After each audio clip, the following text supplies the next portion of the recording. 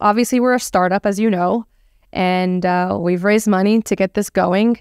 I'm going to say like 90% of our investors are big dermatologists and plastic surgeons, because when they hear about this, they're like, this is a no-brainer. So let's see.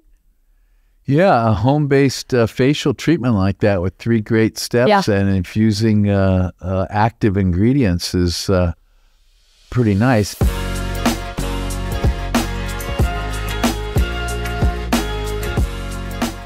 Hello, everyone, and welcome back to the Technology of Beauty, where I have the opportunity to interview the movers and shakers of the beauty business, and today is no exception. With us today in the studio is Dina ElSherif. Right. Hi, Dina. Hi. She flew in from Philadelphia? Philadelphia. Today. Yeah. We're so happy to have you. Thank you. Thank you for joining us. She is the founder or co-founder and the chief executive officer of Trufacial. Is that right? That is correct. Okay. And the other founder, the co-founder, is your father. Is that correct? Yes, that is correct. That's wonderful. And we'll get to that in a moment. But first, I know you live in Philadelphia right now, but where'd you grow up? All over. Well, where'd you start? Where were you born? I was born in Alexandria, Egypt. Wow, really? Yeah. I was born in Alexandria, Egypt, and came to the U.S. when I was 5. Okay. So I went to elementary school here, and then we went back to Egypt, did my middle school there, and then I did high school in Dubai. What an interesting past. How many languages do you speak? I speak 2, English and Arabic. Okay. And a little bit of French. Do you walk like an Egyptian? I do not. Okay. So then when you finished middle school, where'd you do high school? Dubai. Dubai. And then after that, where'd you go? Here. The United States. Yeah, Philadelphia. And were you following your parents around? I mean, was this job related? Yeah, primarily, actually both of them, because my dad is PhD engineering, and he was doing his PhD at Penn, Drexel at that time. And then my mom is an ophthalmologist, so she was doing her fellowships, Wills Eye Hospital, and a few other places.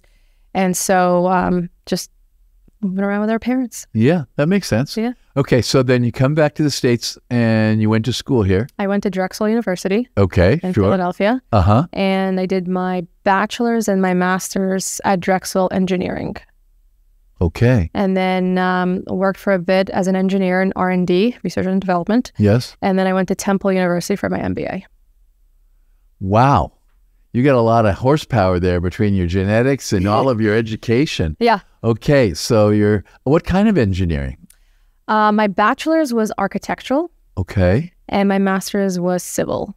Okay. So you're an engineer and you've got an MBA. And then did you get a job? I did. And the story is interesting. So my very first job was actually with my dad.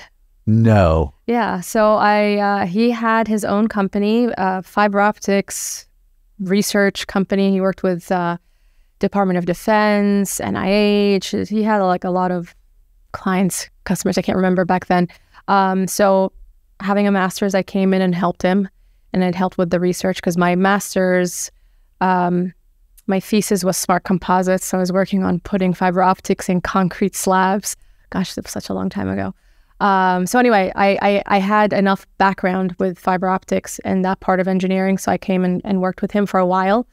And after that, I decided I wanted something different. Engineers are boring. I love to talk. They don't talk. So when I got my MBA, I kind of fell in love with the business side of things. Okay. So that's when I said, okay, I want to do something different. And back then, believe it or not, I went and worked with my mom. Who's an ophthalmologist? Who's an ophthalmologist. So my mom, I wanted to do something for myself. So I wanted to kind of do something fun, open up a spa, something relaxing, you know, but it was so competitive. And back in the day, that's when kind of like med spas were kind of emerging. Okay. And my mom was already doing the Botox and the fillers and the Obagis and all that stuff in her practice, but it wasn't the right demographics because of the patient demographics. Okay. Being an ophthalmologist, you know, she was seeing a lot of much older patients. Sure. So we had the idea of like kind of like branching out and doing a separate center, aesthetic center. And we did that. And we did it for quite a while together. It was fun. What What sort of services did you provide? So back in the day, I was talking about a very long time ago, Thermage, Fraxel, obviously all the injectables, laser hair removal, IPLs, all the chemical peels. She did a lot of the blephs in the office. Was cool sculpting around? It was not. Okay. But so this is pre-cool sculpting. this was pre-cool. Actually, it was pre-cool sculpting up to a certain point. And then we opened up a second location. We were actually doing exceptionally well. We are actually Thermage's #1 account in the entire tri-state area. Okay. Same thing with Fraxel. Those were the two that were always, our bread and butters, I should say. And what was interesting is the sales rep, I won't mention names just yet, but who sold me my Fraxel, because we did so well with Fraxel and we grew it really nicely in our practice. He asked me to be a clinical trainer for Fraxel. Okay. So I was a clinical trainer for a little bit, just per diem. Did some other consulting work while I had my med spa. And then I realized, well, I think I've done what I wanted to do with this, and I'm not a physician. So I wanted to kind of start exploring other things now for my career. And so I told my mom, I said, I think it's time to sell this, and move on, like for me at least. And so we did. We sold the med spa like that. And it was around the same time where that sales rep that sold me my Fraxel moved on and went to cool sculpting. Okay. And then gave me a call and he's like, Dina, we'd love to have you at cool sculpting. And so I said, okay, maybe it's time to kind of crack the get into the corporate world. And I did. And then that was it. And then it's like company after company. So wait a minute. So you worked at cool sculpting. What was your position at cool sculpting? I was the first PDM in like my area, like for Pennsylvania. And what do you mean by PDM? Practice Development Manager. That's a practice development manager. Yes. So my job was to help practices grow their cool sculpting business within their space. And so they kind of saw like what I did with my aesthetic practice and said, well, I wonder if we can implement a lot of the strategies that you've had in your practice to grow Thermage, to grow Fraxel, and so forth. And so I went out there and started doing it. Okay. And what year was that? 2009? Well, 9, we hadn't gone commercial with Celtic. So if you were commercial, it had to be 10. 10, 11, something like that, yeah. Okay. Yeah. And how long did you stay there? I stayed there for close to 3 years. Whoa. I didn't know it was that long. Yeah. Did you know Aaron? I did. I worked with Aaron, yes. Yeah. So did I. Yes. Okay. Well, wait a minute. Had the Hausers come by then? When you left, yes. Did Brad and Brent arrived? Yes. Brad Hauser, when I was leaving, he was the VP of sales at that time. Okay. So I got to know, sorry, not Brad. Brent. Yes, Brent Hauser. Brad, I never got to work with him directly. Okay. Because he wasn't in the field with us, but Brent was. His twin brother, Brett. Yes. Who's been on the show. And so has Brad. Yes. Okay. So at Celtic for 3 years. And then did you go to Hydrofacial? I'm trying to think. No, I went to Microneedling. Whoa. I didn't know you were at Microneedling. I was at Microneedling. I was recruited to Microneedling to launch and put together their practice development program. Did you know Michael Klein? Yes. Dear Michael Klein, who passed away. I worked for Michael. You did? Yeah, I worked for Microneedling. When? Since the start. Oh. I worked with Michael for, yeah. Yeah, he used to always call me darling. He was like the nicest guy. Yeah, he's so nicest sweet. guy. So yeah. Sweet. Yeah. What a dear man. Yeah. So I came in and I built that whole program. Okay. And how long were you there at Microneedling then? I think about close to 4 years. Wow. Yeah. That's crazy. Yeah. That was a fun job. Challenging, but fun. Very challenging. Yeah. Okay. So did you go from Microneedling to Hydrofacial? Yes. Did Clint recruit you? Yes, I actually reached out to Aaron. What a small world. Yeah. You reached out to Aaron. Yeah. You met with Clint or Doc or somebody. It was, who did I interview with? So Clint, I think he knew of me from the Thermage days of when I had my practice. Because when I had my practice, Clint was he the operations director? So at Reliant and yes. Thermage. Yes. Yeah. Yes. Yeah. Absolutely. He's been on the show. Yes. And a good friend and co-founder of Orange Twist, as you know. I but do. I want to get back to you. Yeah. So, okay, Zeltique, Mirror Dry, Hydrofacial. Yeah. What did you do at Hydrofacial? I was their director of national accounts. So the big corporate accounts. So Hydrofacial back then had two different departments. They had corporate accounts and they had national accounts.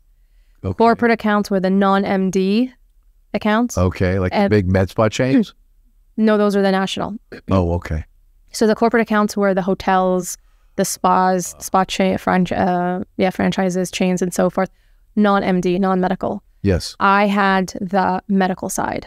Okay. So the medical spa chains, the big dermatology groups, right. All those fell under me. And it was a brand new program, so I was brought in to basically build it. And when did you start there at Hydrofacial? I can't remember the year. I have to do my math backwards. Well, let me ask you this. How many years were you at Hydrofacial? I was not at Hydrofacial for very long. I was there for a year. Okay. And that's because they decided that the corporate channels and the national account channels, the structure wasn't working. Okay. So they eliminated national accounts.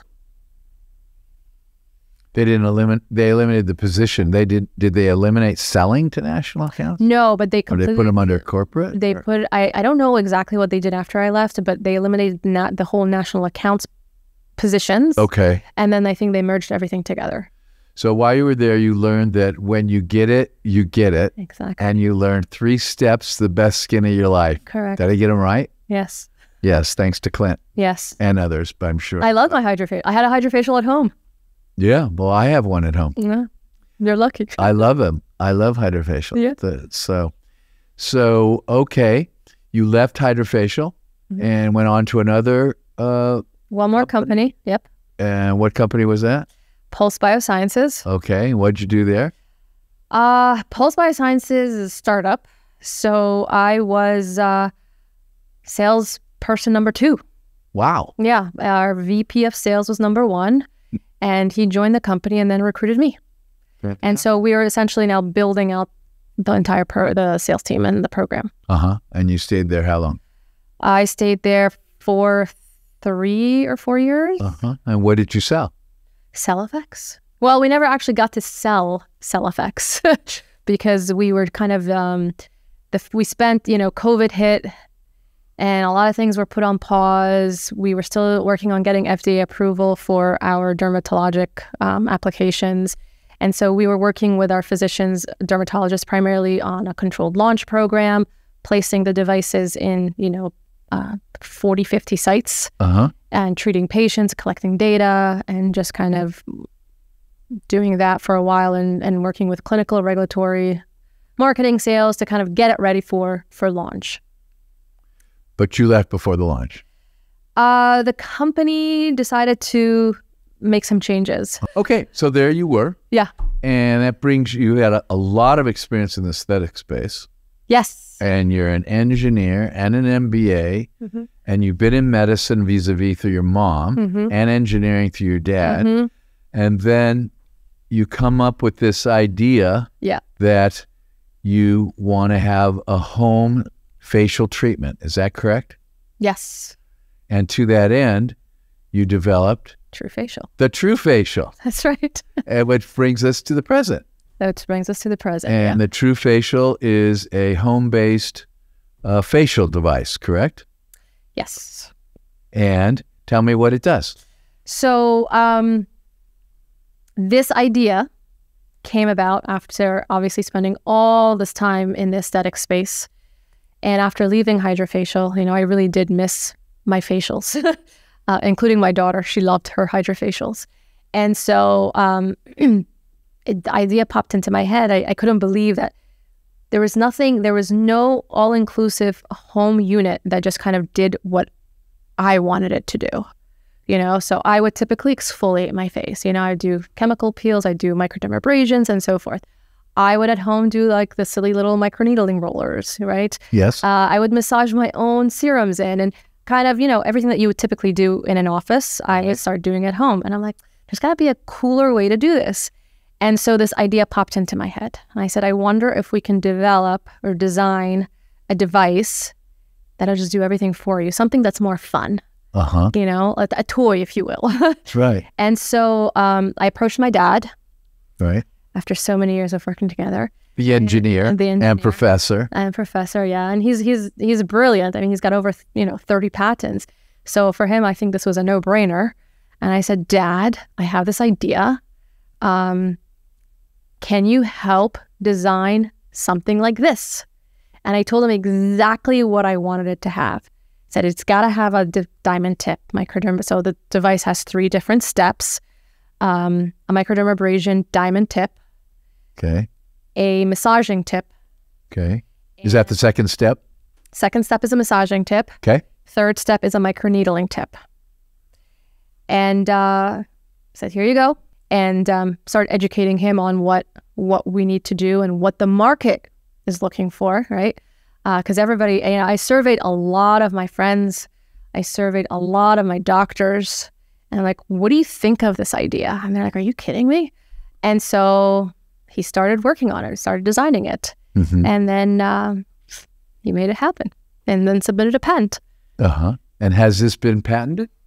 We are in the last, it's patent pending. We're in the last home stretch of working with the examiners to get final approval. And I see you brought a device. Is that a prototype or the final device? It is a prototype. And we started manufacturing, so we're hoping to launch very, very soon. Okay. Why don't you show everybody that prototype, if you would, please? Is the final device going to be the same dimensions?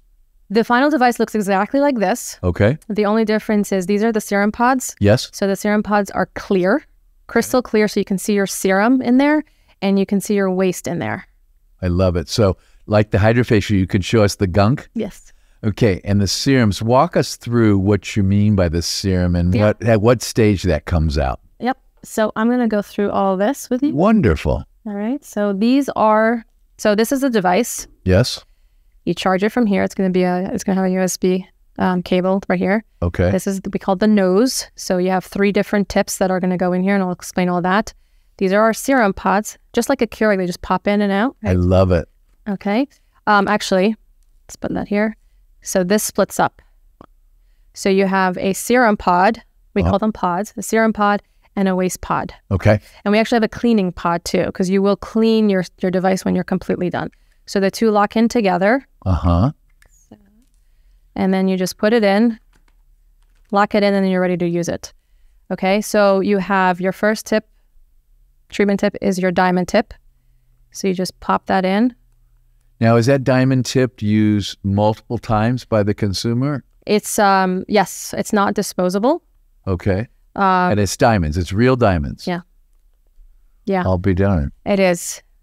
You can see it. And it actually has a pretty nice grit grade where speaking I feel that? Yeah. Speaking to a lot of our dermatologists, it'll exfoliate and remove that top horny layer. Cornified epidermis. Yeah. Once a week. That's what we're going to recommend, like once a week. And so honestly, like when you do this on your face, just with this alone, you do have a very nice polished look to your face. Nice. Yeah, that's pretty nice. So this is your diamond tip.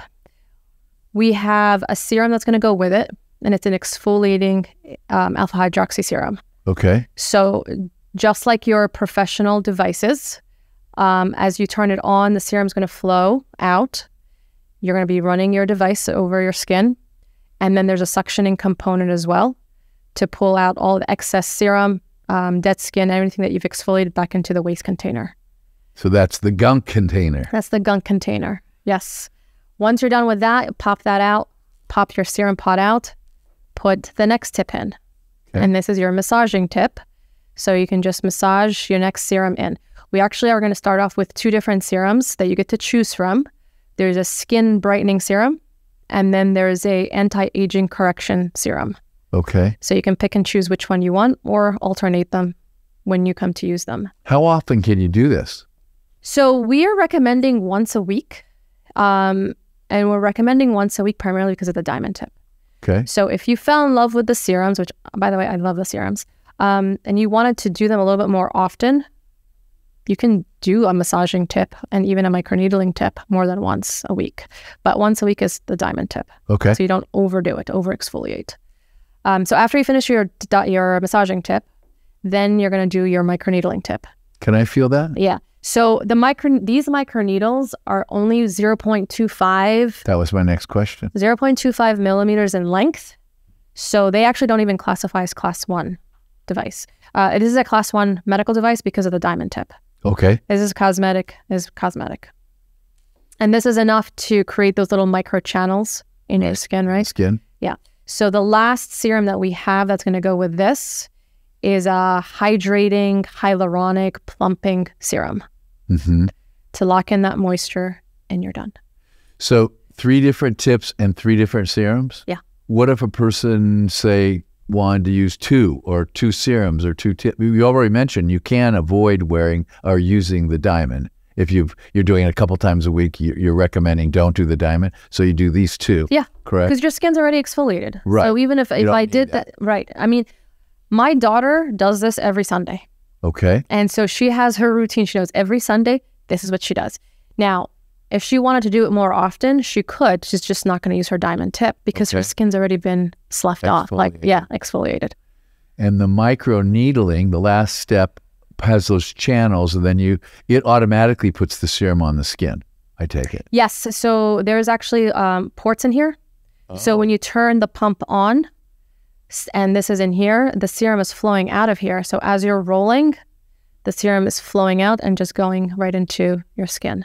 Now, you have your own serums that you've developed, and we're going to get to that. Yeah. But early on, when I first got involved with Hydrofacial, they didn't have the various companies' serums, such as Elastin and various other ones, as you know. And then they made partnerships or arrangements, I'm not sure what it looked like, such that they started using these active serums from different other companies. As you well know, you were there. At this time, you don't have any, say, Elastin serum, but could you switch the serum around? And let's say Elastin, you wanted to partner with somebody and put in a proprietary serum. Could that go into your pods, conceivably? Yeah. Or do your pods only work with your serums? No, the pods work with the device. You can put whatever you want in them. I see. However, the viscosity and the consistency of the serum is so important. Got it. Because if the viscosity and the consistency is off, your device is not going to work. Okay. Right? You can clog up the device. You can have serum leak out. It'll just pour right out. And you can see it to the difference because when you come to clean the device at the end, you have another cleaning pod. We have a solution.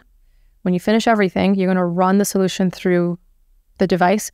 It cleans out all the tubes, it cleans out the tips, and it sterilizes everything. I was just going to ask you that. It's a sterilizing agent also? Yes. And you can see that when you run it, because it's water-like, it just shoots right out. Okay. Okay. So you can tell the difference between when you have a serum in, it doesn't shoot out. It literally it's a consistency of like honey. It's thick, and it feels so good, and so you could technically put, you're just going to formulate new serums. Now, our skin formulators and manufacturers, it's OBI, OM Biosciences Incorporated. And we picked them because, they actually formulate for a lot of really big brands. And they have massive R&D facilities. They do a lot of testing. They have proprietary bioactive peptides that are patented, and they are in all of the serums. And they have also published clinical data on all of their actives that they have. And so we can, with confidence, say, you're reducing fine lines and wrinkles, improving skin texture, acne scarring, how about discoloration? Discolorations, etc. Yes. Like the skin brightening, it helps with hyperpigmentation, helps with evening out skin tone, skin color. So it's 3 steps. You can do 2 if you've already done the diamond tip within the week. You could do the other 2, the massaging and the microneedling. Yeah, because I think a lot of people love the hydrating hyaluronics, right?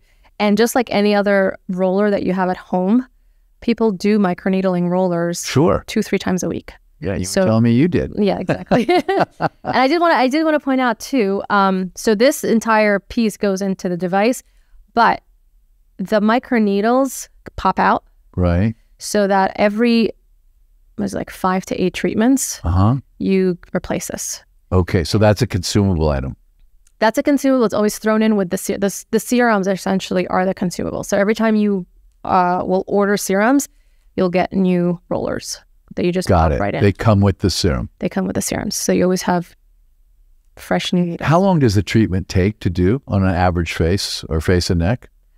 I'm going to tell you, if you go pretty slow, it'll take about a minute to do a treatment, like a step. One step.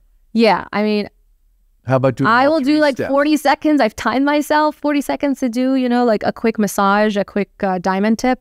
But typically, like if you're really like extra, slow and you want to make sure you don't miss anything, it would take about a minute to do the treatments. I would say from beginning to end, maybe a full 10 minutes. We have instructional videos. Oh, good. We have the manual. We have everything.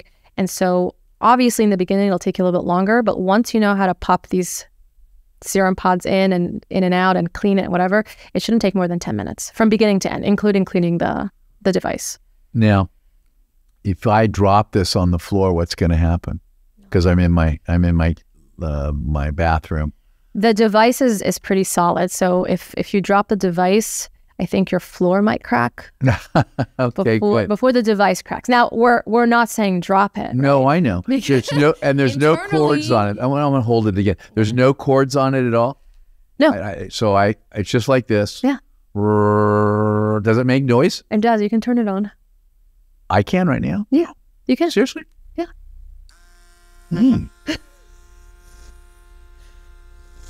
And so people look in the mirror when they do it? Yes. That feels good. You're supposed to, we're going to recommend, especially if you're doing the microneedling and so forth, do it at night. Just so that you can keep your skin clean, no makeup afterwards. I don't wear that much makeup. I know. Maybe just a little. That's easy. It's very simple. I'm really excited. Obviously we're a startup, as you know, and we've raised money to get this going. I'm going to say like 90% of our investors are big dermatologists and plastic surgeons, because when they hear about this, they're like, this is a no-brainer. So let's see.